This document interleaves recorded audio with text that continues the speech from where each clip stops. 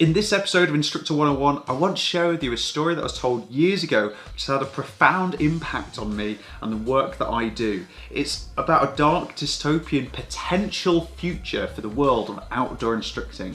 And like I said, it's had a big impact on me. So yeah, sit back, enjoy the story.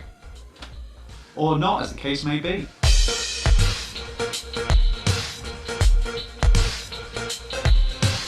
Hi, my name is Niall and welcome to Instructor 101 for outdoor instructors that want to make an even bigger impact on those that they work with. So like I said at the start of this video, this isn't my own story, this is one that I was told. It came from a book that I was given through work, the author being Nick Heidelman. So thank you so much, Nick, for allowing me to share this story. I just think there's so many different takeaways that you can get from this, and it would be really interesting to hear what your thoughts and what your takeaway has been from this story. So let us know in the comments down below. So I want you to imagine a climbing wall session, and it is run by this machine. So they've got a group of kids that are trying out climbing for the first time, and they've got this machine or robot running the session, and it's very methodical. So the robot calls up the first person, the first child, and they say, "Child A, come up to the platform and prepare to be attached." So child goes up, they're a little bit apprehensive, they're attached onto some sort of mechanism to keep them safe, and then they're told, "Okay, child A, go up to the desired height." Child A makes their way up the climbing wall, they get up to the top, then they're lowered back down to the floor, safe and sound, everything's fine. The response is a pre-programmed response from the machine saying, "Well done, really good effort. Now go back and join the rest of your group." Cool, nice and simple. Child B, come up to the platform. So child B nervously makes their way up to the platform, having seen the success of child A, and the machine goes, "Okay, prepare to be attached to the safety device." Cool, attached, they're all safe, off they go. Child B starts making their way up, but they're a little bit hesitant and they just become a little bit stuck. You know, they just need a little bit of help or some information to help them carry on further. The machine goes through some pre-programmed responses again. Response 1, keep going. Response 2, just try a bit harder. Response 3 or C, I can't remember, like, just go up.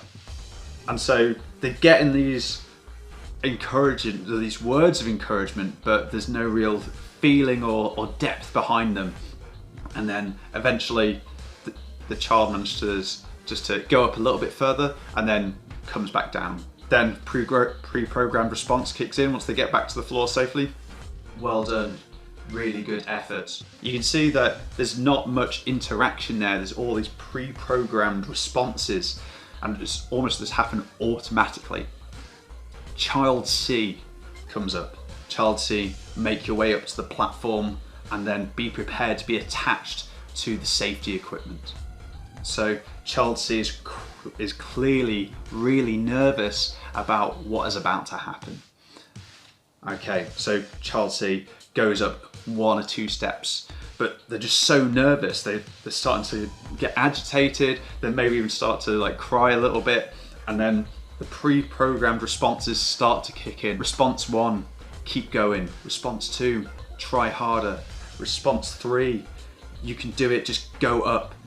Response 4, fail, fail, fail, fail, fail, fail, fail. The last child is lowered back down to the floor, cries, runs back to their group, and then the other pre-programmed response kicks in.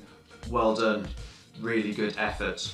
I thought it was really important to share this story because I just thought it was fascinating, and I think there's a lot of relatable parts to this.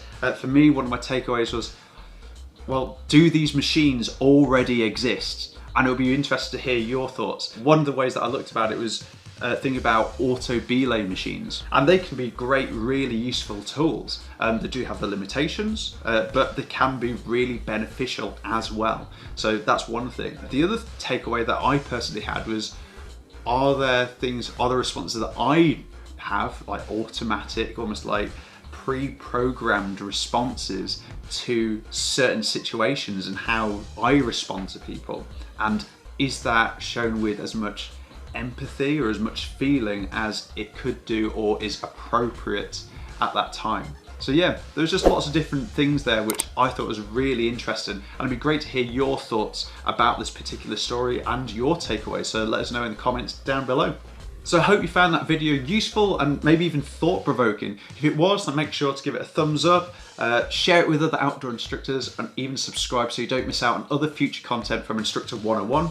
I've got loads more resources online, so you can head over to Facebook, Instagram, YouTube. I've even got a podcast out now, so make sure to check that out as well. But other than that, thank you so much for watching, as always, and until next time, take care.